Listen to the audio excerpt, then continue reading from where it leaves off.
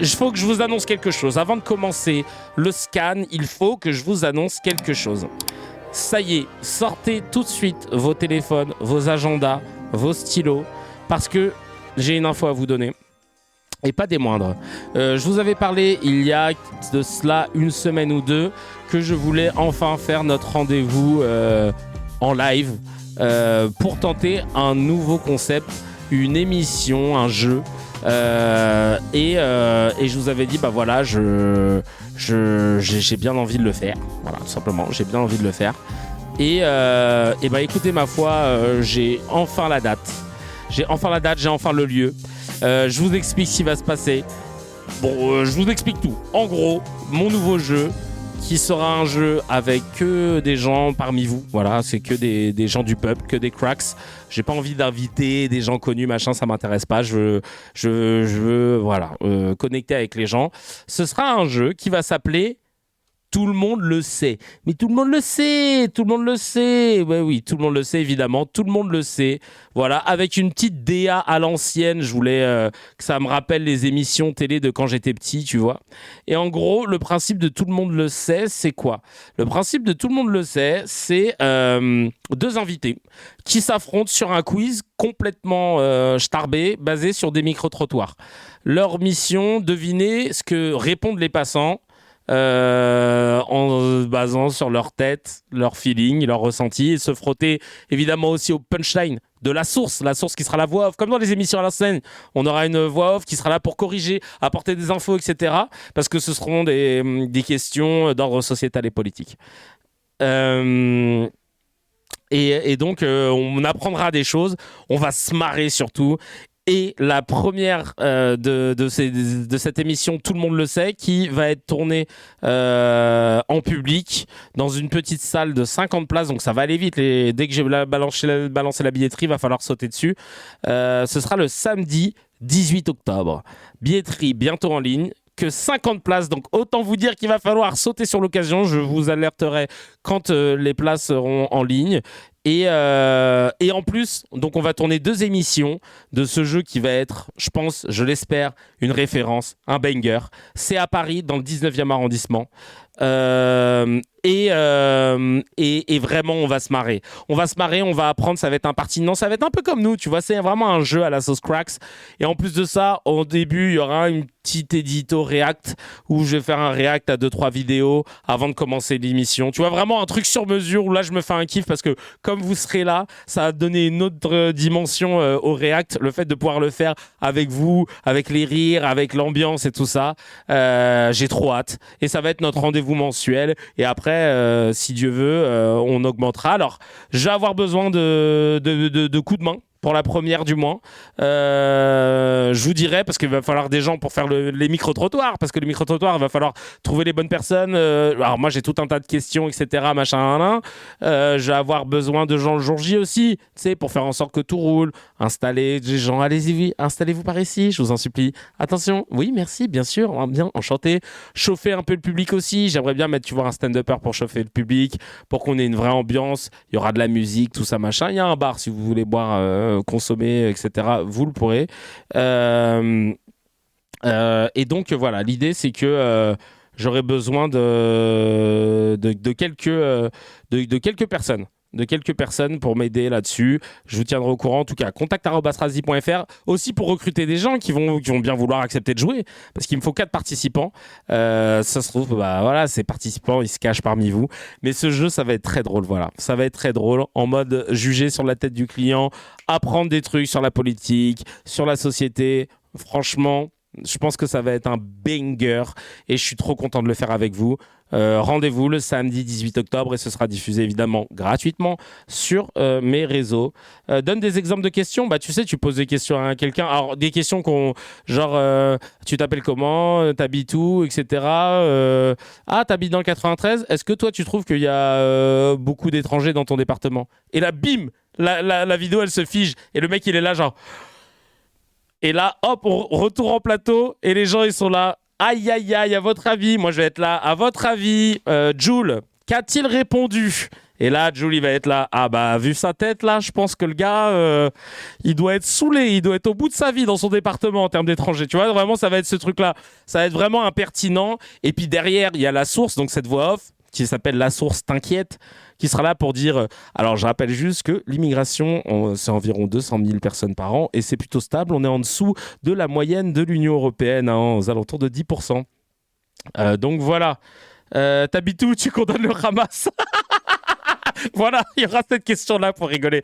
C'est pour ça qu'il me faut, pour le micro-trottoir, il faut que j'ai quelqu'un qui ait de la répartie, qui soit drôle, etc. Voilà. Globalement, c'est tout ce que je voulais dire. Allez, c'est parti, on enchaîne avec le scan. On va parler évidemment de la justice, des médias et de Sarkozy. Nicolas Sarkozy, parce que, je sais pas si vous avez vu, mais là,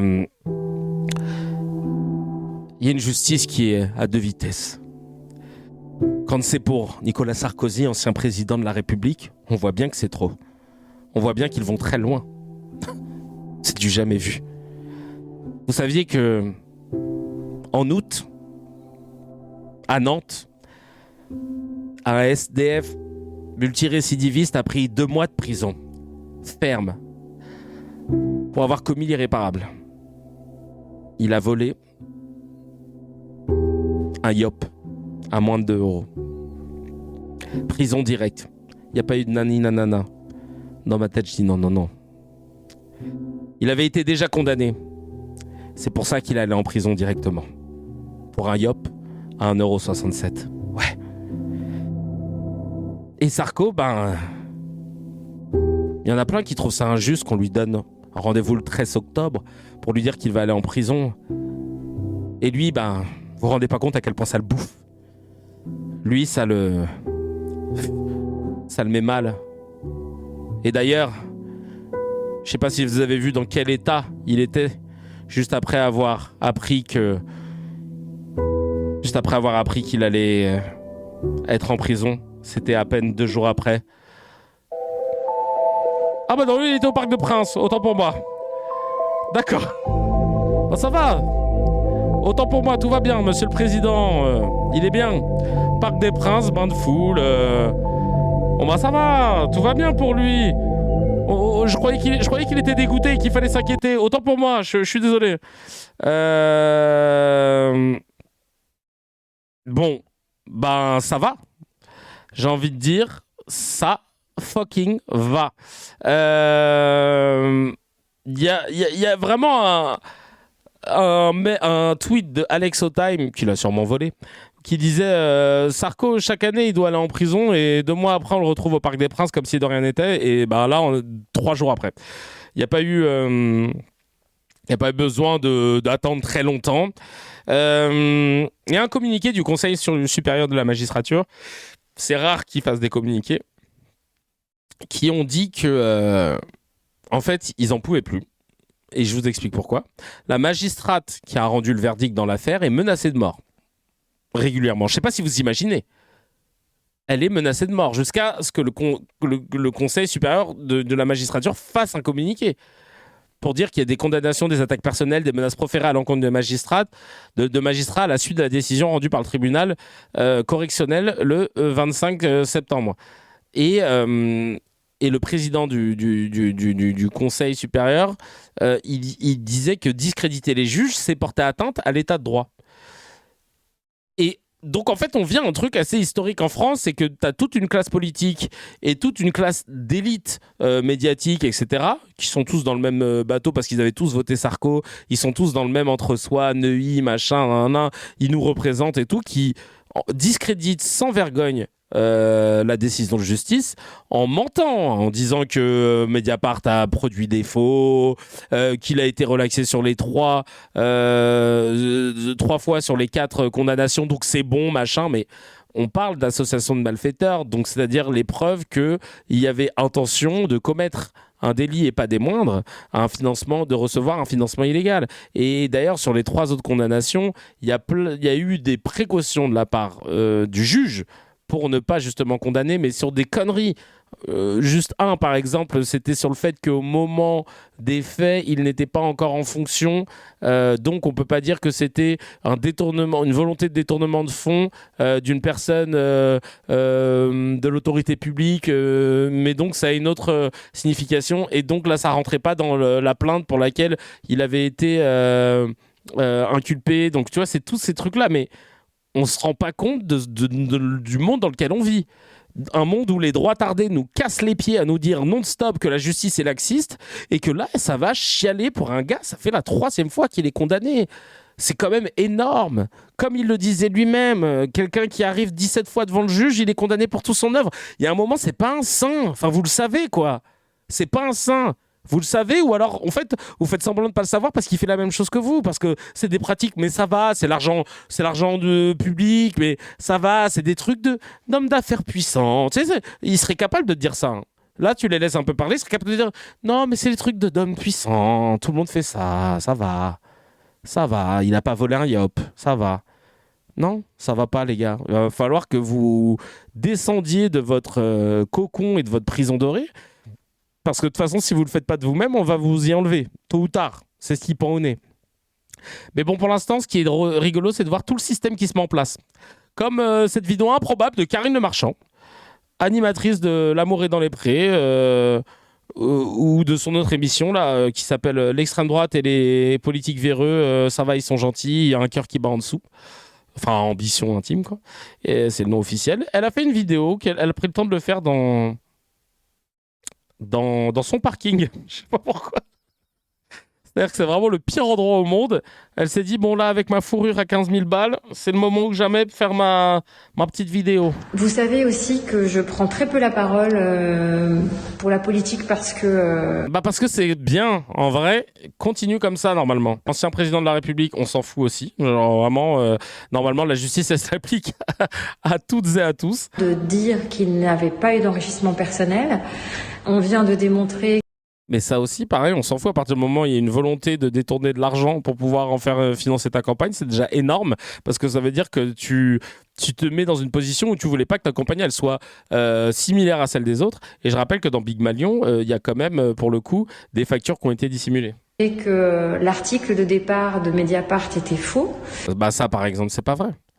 Ils n'ont pas réussi à prouver sur cet article qu'ils avaient apporté la véracité de l'article, mais en aucun cas ils ont dit que Mediapart avait créé un faux. Ils ont juste dit, là, nous en l'état, on n'a pas réussi avec les enquêtes à dire que cet article est réel. Sauf que c'est pas sur cet article que Sarkozy est tombé. Il y avait plein d'autres documents, de notes de carnet, d'enregistrements, etc., de faisceaux concordants qui prouvait en fait l'affaire. C'était pas tout reposait pas sur un faux. Et donc ça, c'est encore une fois de la malhonnêteté. Et vous allez voir que tous les droits tardés, ils vont tous ressortir la même défense à chaque fois. La technique des droits tardés parfaite, hein, évidemment. Et on a même des gens qui veulent des... Je comprends pas cette justice. Je suis extrêmement choquée.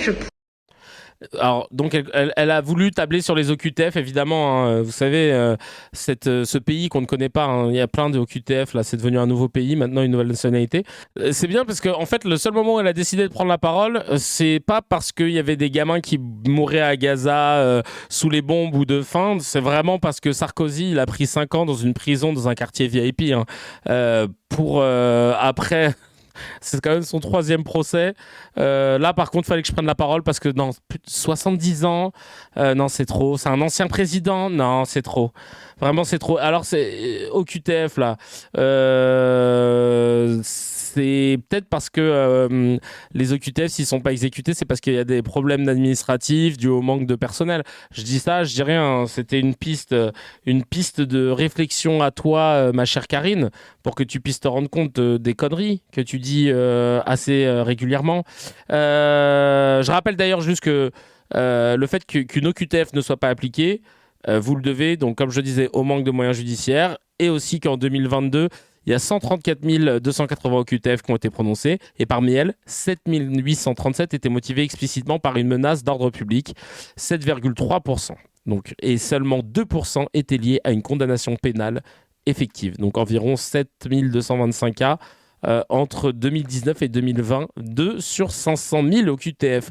Donc on parle d'un fait mineur, les OQTF violents. Voilà, ça existe, c'est intolérable, il faut les condamner, mais c'est mineur. La majorité des OQTF, c'est des gens qui taffent, c'est des gens qui sont très bien insérés dans la société. C'est juste que, faute de moyens administratifs, avec la lenteur administrative, ils se retrouvent en illégalité parce qu'on n'arrive pas à leur fixer un rendez-vous pour pouvoir renouveler leur papier, leur titre de séjour. C'est tout. CQFD, point à la ligne. Merci, au revoir, Karine Le Marchand. Retourne l'amour dans les prés, là, ou retourne à récurer le huc de Jordan Bardella et de Marine Le Pen, mais nous emmerde pas avec tes fausses prises de position qui sont ultra partisanes. Et d'ailleurs, tiens, la vidéo que j'ai découverte juste après, parce que la même semaine, elle a été récompensée. Le chevalier de Légion d'honneur. Ah bah qui y a derrière? Amigo. Il y a Amigo à côté. Il y a Arthur qui est là. Il y a la fine équipe. Arthur. Dati qui va remettre la... Oh là là. Mesdames et messieurs, chers amis, très... Attends, non. Chevalier des arts et des lettres, parce que tout le monde peut l'avoir à partir du moment où tu as une signature. Tu sais signer un document? Ah bah c'est super. Tu sais compter de l'alphabet, tu gères? Bon bah nickel. Art et lettres. Karine Le Marchand. C'est aussi cela la culture. Ce sont des œuvres, des livres, des musiques, mais aussi des visages et des voix, des êtres si humains qui accompagnent des générations, qui deviennent des repères. Donc en fait, c'est rien de ce qu'elle a fait là. Elle a cité tous les trucs de la culture, mais ça n'a rien à voir avec ce qu'elle fait, Karine Le Marchand. Karine Le Marchand, pardon. Vous êtes de celle-là, chère Karine Le Marchand.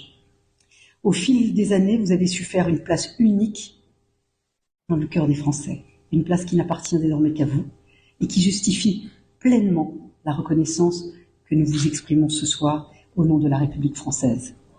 Une reconnaissance qui, plus que jamais, mérite son nom et prend tout son sens avec vous. Oui, cette reconnaissance de la République pour le mérite, pour la liberté, pour l'égalité, mais aussi pour beaucoup de fraternité. C'est tout ce que vous incarnez. Nous vous faisons chevalier dans l'ordre des arts et des lettres. Ah d'accord, elle est chevalier de l'ordre des arts et des lettres, c'est ça.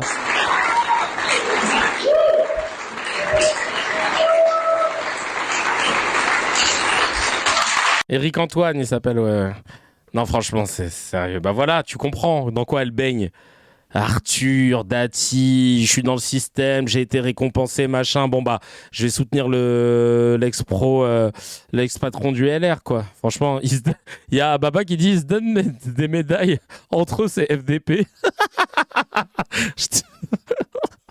Ah bah il y a que eux qui peuvent se décerner des médailles, hein, parce que personne d'autre, si t'es pas dans le cercle, t'as pas envie de leur en donner. Donc de toute façon, ça c'est clair et net. Tapiro. C'est pas un cessez-le-feu, c'est un cessez-le-feu. L'acquis patriote, moi ce que je dis, c'est l'acquis patriote.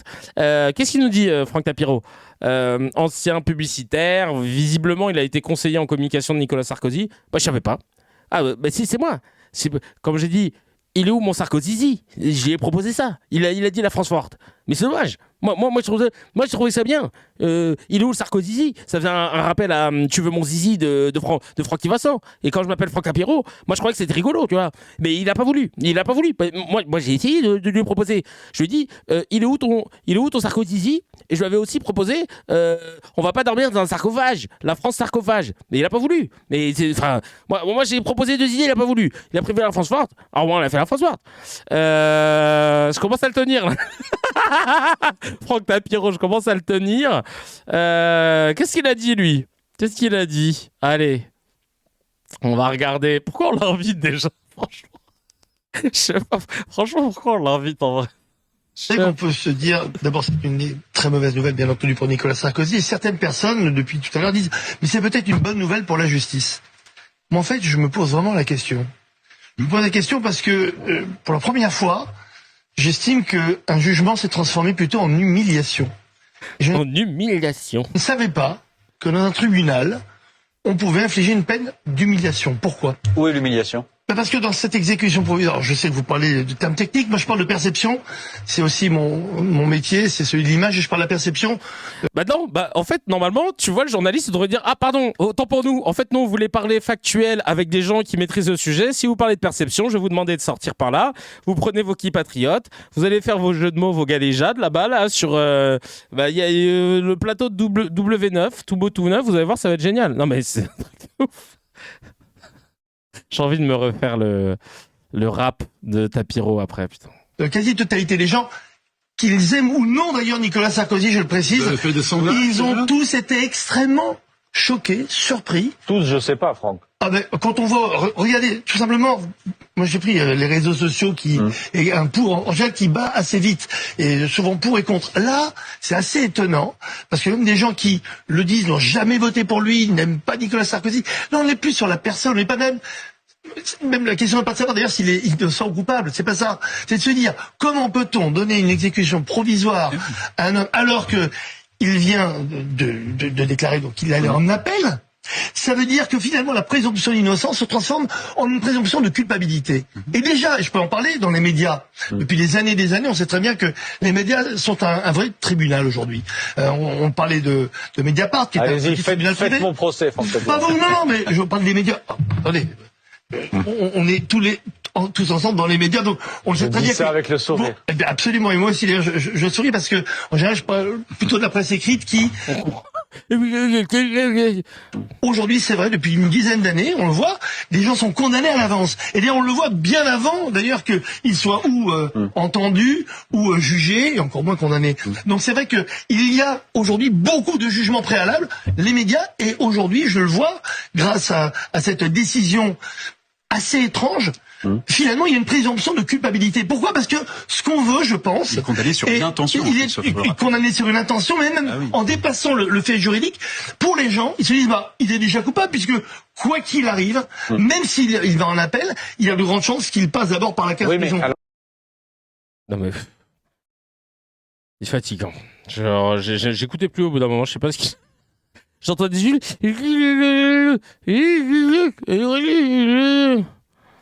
Ah, attends. Je réponds juste à ma pâtissière. On va lui lire un message en privé. Hop.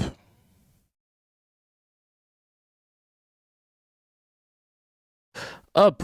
Alors. Il y a quoi comme message d'ailleurs ? C'est pas un contre-dos. C'est pas un contre-nous l'appel. Non mais je te jure, c'est pas un contre-nous.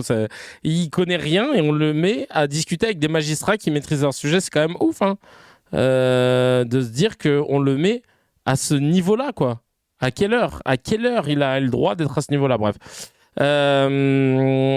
Vas-y, laissez-le. Kira qui dit vas-y, laissez-le au bois de Boulogne. Lui, c'est une dinguerie de donner son avis contre la justice alors que le gars est qui a jugé a détruit tout un pays pour passer au pouvoir et il vit quand même tranquille. Même 5 ans, c'est pas assez. Bah, de ouf. Même 5 ans, c'est pas assez. Mais c'est dingue ce qui s'est passé. C'est dingue, absolument dingue. Nathan Dever, lui, qui était un aficionados des plateaux de Pascal Pro sur CNews, il est désormais, tu sais, il est sur France Info maintenant. Et figurez-vous que, eh ben ça va. Finalement, il n'a pas trop gangréné France Info. Moi, ce qui m'a d'abord frappé dans cette affaire, je ne suis pas juriste, Paul Melun non plus, on n'a pas connaissance du dossier de façon précise, mais ce qui m'a frappé, c'est dans le monde politique, les réactions, j'ai trouvé qu'il y avait une sorte de 2 poids 2 mesures généralisée. Une grande partie de la droite passe son temps à nous dire que la justice est trop laxiste, passe son temps à réclamer une justice qui soit beaucoup plus dans l'efficacité des peines immédiates, les peines planchées, la fin du sursis, les mesures provisoires, passe son temps à dire qu'il faut construire plus de places en prison, à dire que la prison est la solution à tous nos maux. Et là, avec Nicolas Sarkozy, ils ont découvert qu'en fait la prison c'était pas bien et que ça faisait de la peine de voir un homme de 70 ans être incarcéré de façon préventive, et ils ont dit finalement c'est peut-être pas génial. Non mais bon, je suis content, mais oui, il a raison. Ah merde, je me suis mis en panne à cloque. Ah, maintenant je vous montre. Voilà, c'était lui.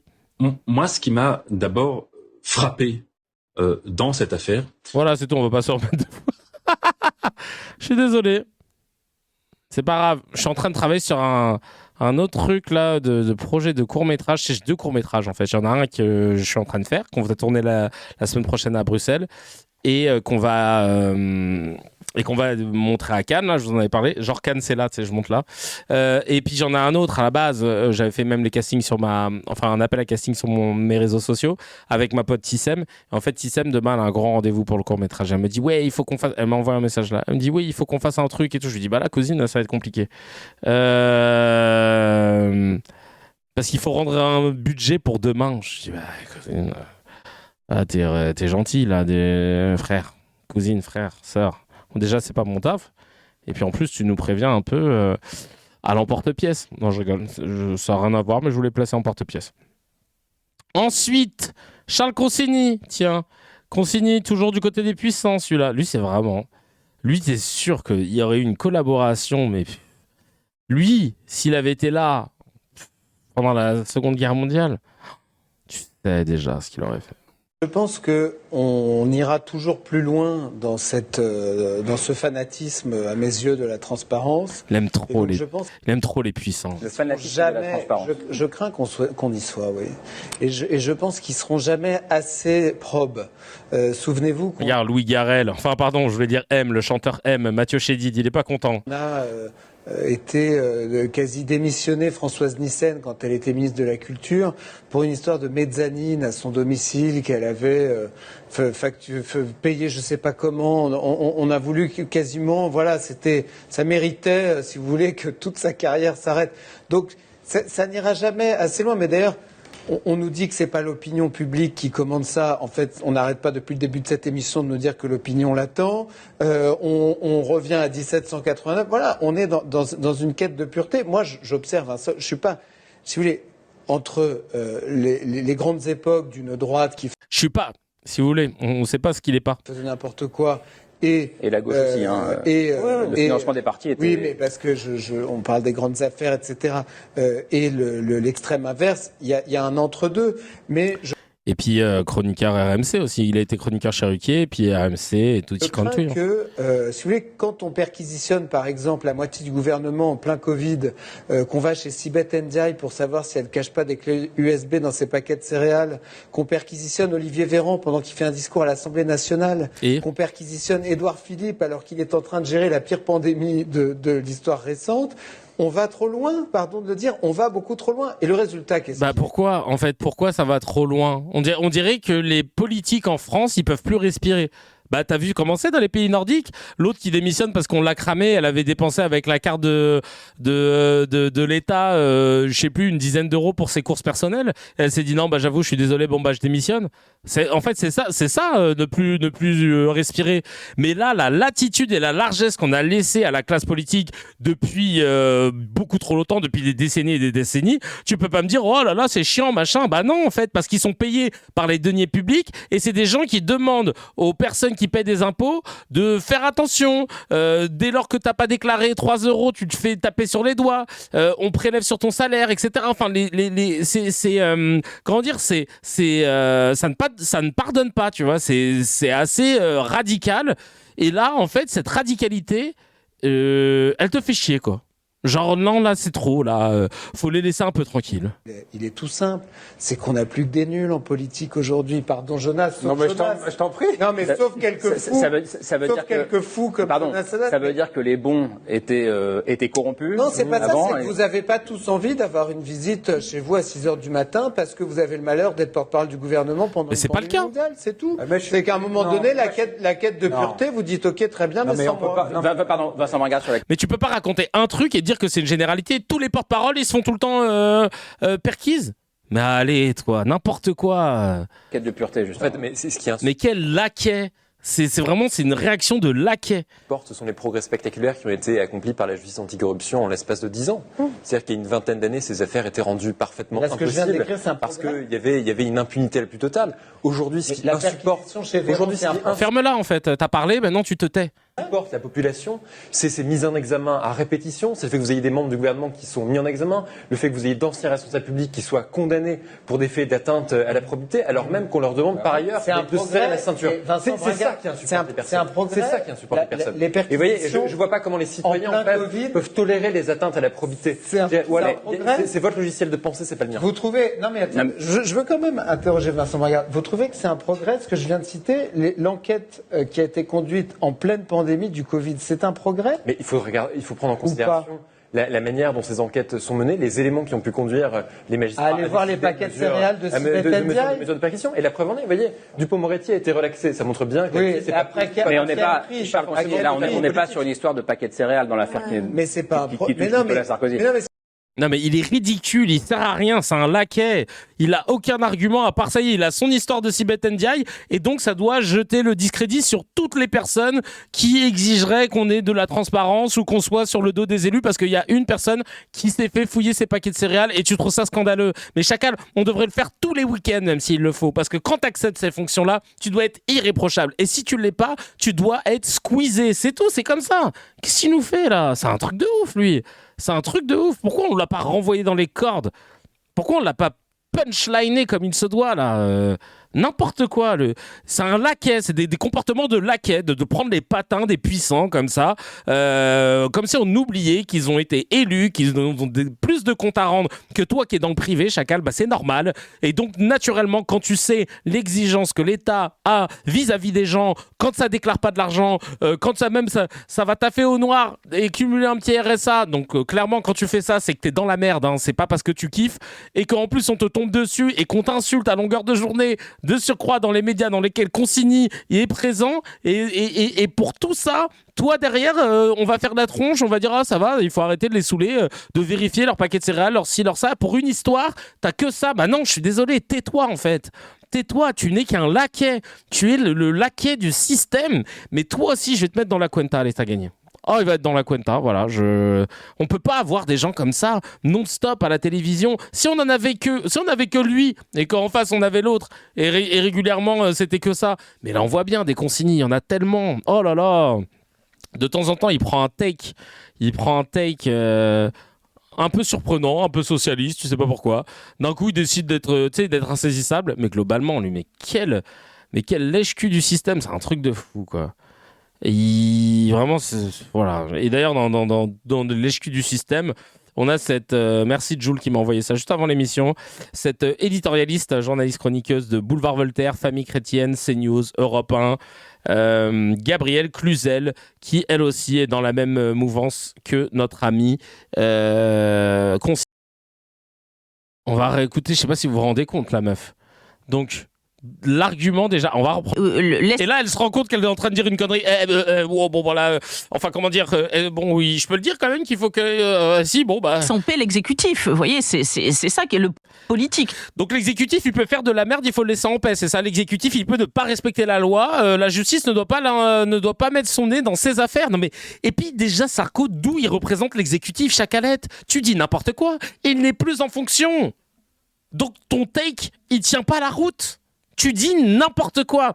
Et cette personne, elle est présentée comme journaliste éditorialiste. Donc tu te dis, ah, elle est sérieuse, elle est derrière un micro, elle a mis des petits bijoux, elle a l'arrêt sur le côté, un petit pull bleu marine, elle a mis du vernis rouge-noir de Chanel sur les ongles. Donc normalement, ça va, c'est quelqu'un de côté. Mais elle est juste en train de protéger sa classe sociale de bourgeoise parce qu'elle ne veut pas qu'on tape sur ses idoles. C'est ni plus ni moins que ça. C'est un truc de ouf. Délinquant dangereux galope.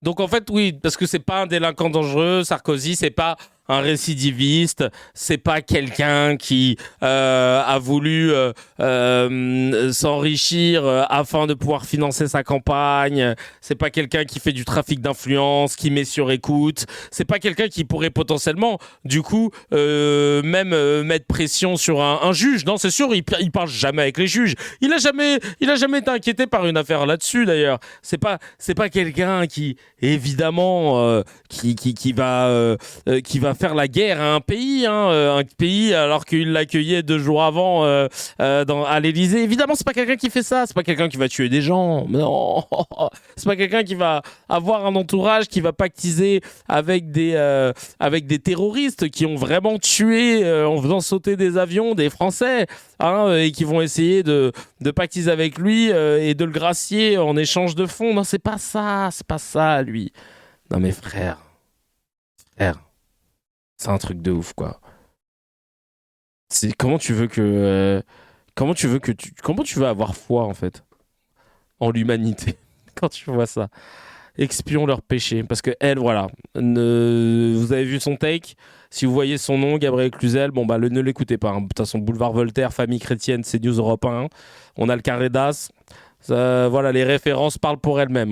J'ai envie de te dire, on va pas chercher plus loin. Et vous allez voir, il y a une vidéo de M6 Info dans laquelle ils ont fait un micro-trottoir pour demander aux gens ce qu'ils pensent de la condamnation de Sarkozy. Vous allez voir, c'est assez surprenant. Même si j'aime pas le micro-trottoir sur l'information générale, parce que ça reste du montage orienté.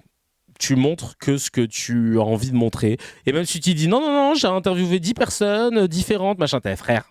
On sait que tu dois rendre le truc dans 2 heures. T'as pris toutes les personnes que tu voyais. Tu t'es dit, bon, je vais faire plus ou moins semblant d'avoir un peu de diversité d'âge. Et allez, vas-y, faut que j'enquille, parce qu'il faut que je monte après, machin, sinon le Red Chef, il va me taper sur les doigts, etc. Donc tu vas faire des choix, tu vas faire des cuts, tu vas choisir les phrases qui t'arrangent, tu vas choisir les arguments qui vont dans le narratif. Donc qui t'arrange aussi ou qui peut nourrir ton papier. Et c'est pour ça que je suis pas fan des micro-trottoirs sur les chaînes d'infos. On va regarder celui-ci. Il mérite pas d'aller en prison. Je pense qu'un président... Il mérite pas d'aller en prison.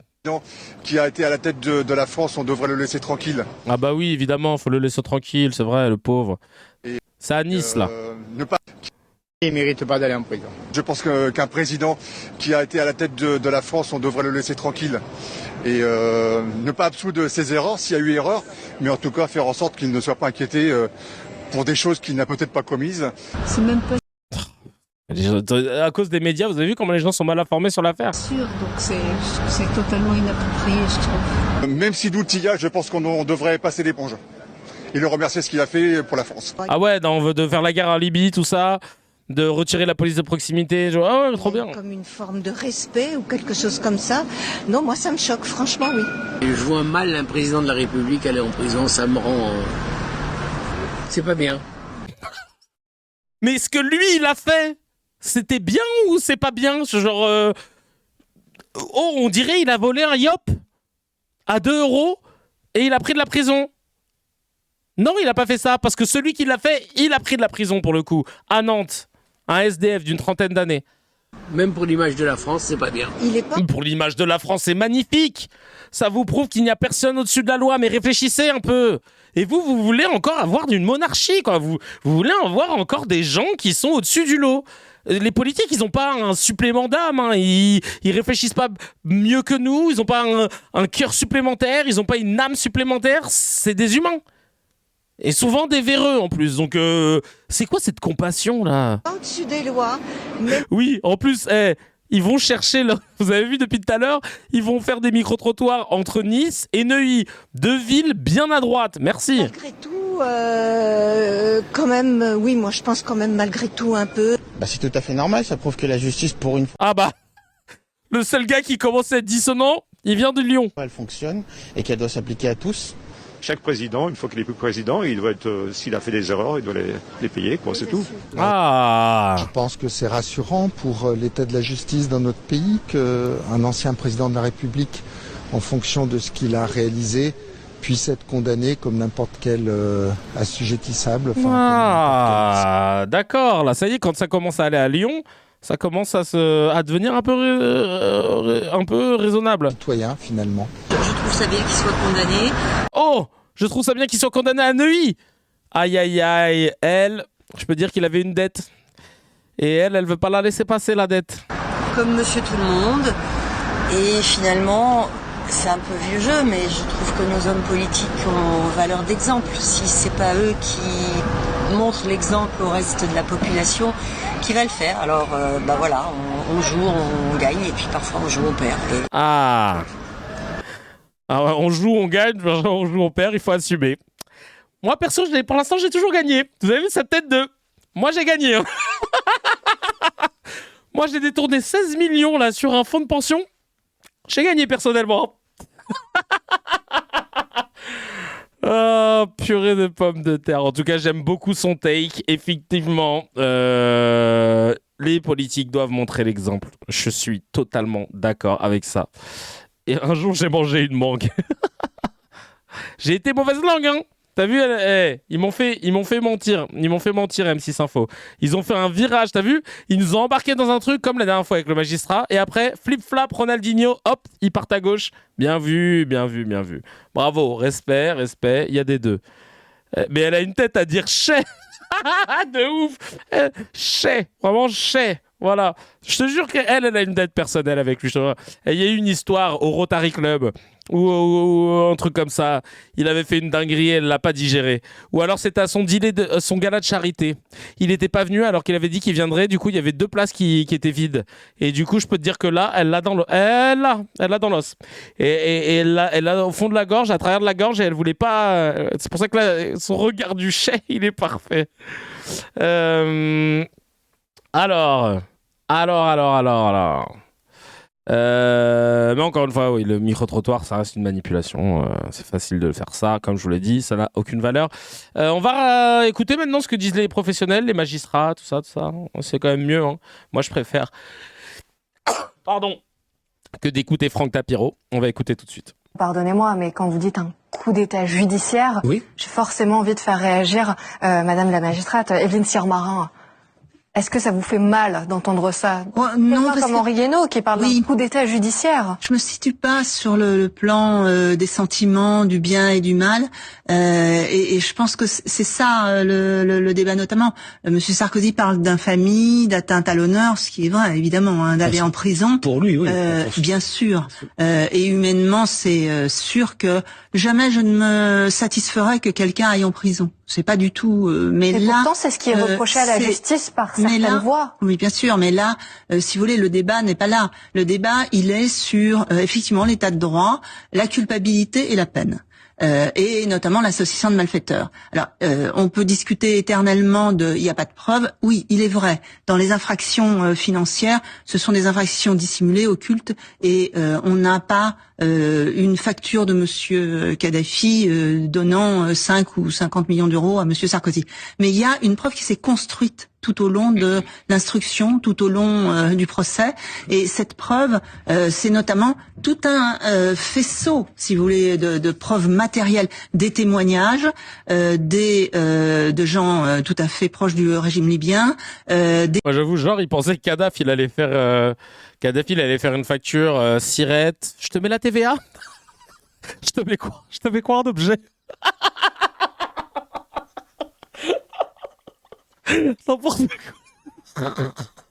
Des carnets dans l'ancien ministre du pétrole qui sont totalement considérés comme vrais, écrits en expliquant qu'il y a eu à peu près 6 millions d'euros donnés. Il y a eu des relevés d'identité bancaire de Monsieur Guéant, de Monsieur Hortefeux qui ont été retrouvés chez des intermédiaires libyens, etc., etc. Bon, on va pas refaire tout ça, mais on peut pas dire qu'il n'y a pas de preuves parce que l'association de malfaiteurs, c'est vrai que c'est une infraction.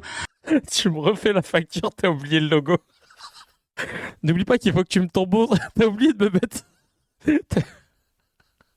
T'as oublié de me mettre bon pour accord, hein, parce que moi, sinon, la compta, ils vont me saouler. Difficile, un peu fourre-tout. Mais là, l'élément fondamental, à savoir que ça se fonde sur des éléments matériels pour dire que la participation à la préparation d'une infraction qui est celle de corruption est établie. Et la corruption, c'est celle de Monsieur Guéant et de Monsieur Hortefeux, c'est pas celle de Monsieur Sarkozy. Et je voudrais simplement dire que c'est pas parce que mathématiquement il y avait 4 infractions et il en reste qu'une, l'association de malfaiteurs, que la peine doit être faible. Parce que si c'est ça, s'il est coupable d'association de malfaiteurs, étant à l'époque ministre de l'Intérieur, c'est effectivement extrêmement grave. Et c'est pas 4 fois moins grave parce qu'il y a qu'une infraction qui a été retenue. Je veux dire que ça reste grave. Ça reste Laurent Valdiguier, peut-être. Merci, Chacalette, de dire les termes en direct de la station thermale. Vous avez voulu de la fermeté pour tout le monde avec la justice? Voilà la fermeté. Tout simplement. Oh là là. Et d'ailleurs, une dernière vidéo pour conclure ce scan. Fabrice Arfi, l'un des instigateurs de cette enquête qui dure qui a duré 10 ans et qui en a marre de voir la victimisation de Sarkozy en boucle sur les chaînes d'infos, et il va dire les termes en direct de la station thermale. Et ça fait du bien. Allez, c'est parti. Je sais pas pourquoi j'ai mis ce petit son. Et aujourd'hui, on a Nicolas Sarkozy qui veut faire accroire qu'il est une victime dans cette histoire. Pardon, mais il y a des vraies victimes dans cette histoire qui ont été reconnues par le tribunal. Ce sont les familles de victimes de l'attentat contre le DC-10 d'UTA. C'est 170 morts, c'est plus que le Bataclan. Ces personnes qui, elles, ont suivi au jour le jour le procès. Je pense à Madame Ravenot, qui est la veuve du pilote. Je pense à Daniel Klein, qui a perdu son frère dans l'avion. Je pense à Yona Abred, qui avait 1 an quand elle a perdu sa mère hôtesse de l'air. Le tribunal les a reconnus comme partie civile, comme victimes du préjudice subi par les tractations secrètes de la France avec un terroriste recherché et condamné par notre pays. Et vous savez quoi ? Nicolas Sarkozy, solidairement avec M. Woerth et avec M. Guéant, doivent leur verser des dommages et intérêts. Et je trouve... Il faut pas oublier ça, hein. Il faut pas oublier ça, hein. C'est pour ça que les gens, la chialante, la pleurnichade, machin, là, oui, en plus c'était sur la base de faux, il a été relaxé 3 sur 4 et tout. Écoutez, dis-leur-le, frangin, écoutez bien. Honteux aujourd'hui qu'après ce qui s'est passé à l'automne 2005... Là, il remet l'église au milieu du visage. À Tripoli, avec la musique saumâtre, trumpienne, au relent mafieux, avec les conséquences que ça a pour la magistrature. Alors, je recule, je mets une petite pause. C'est quoi exactement le lien entre l'attentat et... Alors, en gros, c'est parce que il a été reconnu que Guéant et Woerth avaient entretenu des liens avec... j'ai plus son nom. Si vous l'avez dans le chat, vous pouvez me le dire. Le beau-frère de Kadhafi, qui a été à l'origine d'un attentat qui avait fait sauter un avion. Senoussi, voilà, exactement. Et donc, dans les tractations entre les deux parties, à savoir le clan Sarkozy, représenté par Guéant et Woerth, et le clan Kadhafi, Kadhafi voulait que son beau-frère Senoussi soit gracié, quoi, et que ce soit mis dans la balance en échange d'argent pour financer la campagne. Trumpienne, au relent mafieux, avec les conséquences que ça a pour la magistrate qui a condamné, qui est menacée de mort, qu'on vienne une nouvelle fois vendre aux enchères la mémoire des victimes du DC-10, je trouve ça scandaleux. Mais je suis sidéré par le climat de conversation publique et médiatique autour du jugement. Expliquez-nous ça. C'est-à-dire qu'on a quand même un homme, un ancien président, si on parle de Nicolas Sarkozy, qui a été condamné désormais 3 fois, dont une fois définitivement pour corruption, une autre fois dans l'affaire Big Malion, ça c'est le financement de sa campagne de 2012 en première instance et en appel pour financement illégal de campagne. D'ailleurs, il y a une audience le 8 octobre prochain à la Cour de cassation et qui vient d'être condamné pour association de malfaiteurs dans l'affaire gigantesque des financements libyens. Et la question qu'on se pose, c'est s'il y a un problème des juges avec la politique. On pourrait peut-être se demander si Nicolas Sarkozy n'a pas un problème, lui, avec le code pénal. Les juges, ils ne jugent pas des politiques, ils jugent des personnes qui sont soupçonnées d'avoir commis un délit. Il se trouve que ces personnes sont parfois des politiques. Et c'est souvent le cas. Il se trouve dans la délinquance en col blanc et les atteintes à la probité qui concernent la rencontre du pouvoir et de l'argent. Donc c'est vrai que ça concerne assez peu les nécessiteux, ce genre de délit. Et bien, quand les mises en cause sont condamnées, eux, ils ont, contrairement à toutes celles et tous ceux qui nous écoutent, ils peuvent aller aux 20h d'une grande chaîne, ils peuvent imprimer des éléments de langage, prendre la main sur le récit pour faire accroire que le problème dans ce dossier, ce sont les juges et pas les faits. Alors, et ça, c'est un moment trumpien de bascule dans lequel nous sommes en train de vivre, vraiment sur l'autel des affaires qui sont... Il a dit les termes en direct de la station thermale, on peut l'applaudir. Bravo Fabrice.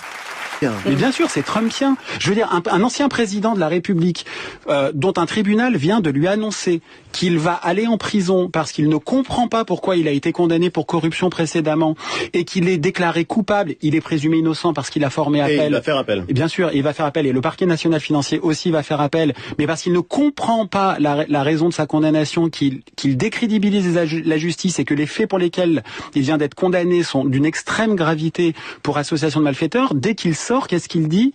c'est que les juges sont haineux et que c'est un scandale pour l'état de droit.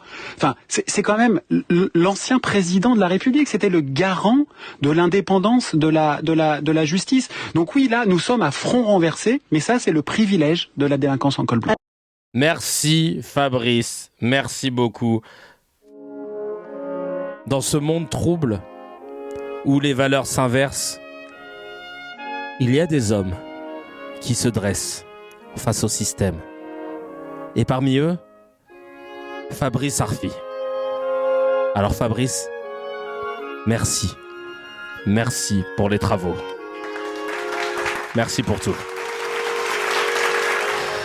Chacal, si tu as kiffé l'épisode, appuie sur abonne-toi, mets un petit j'aime et clique sur la cloche, ça fait plaisir. Pour voir l'épisode en entier, c'est sur la chaîne CKR Replay que ça se passe. Il y a le lien dans la description et évidemment, l'épisode en entier est disponible sur toutes les plateformes de podcast, Spotify, Apple, Deezer.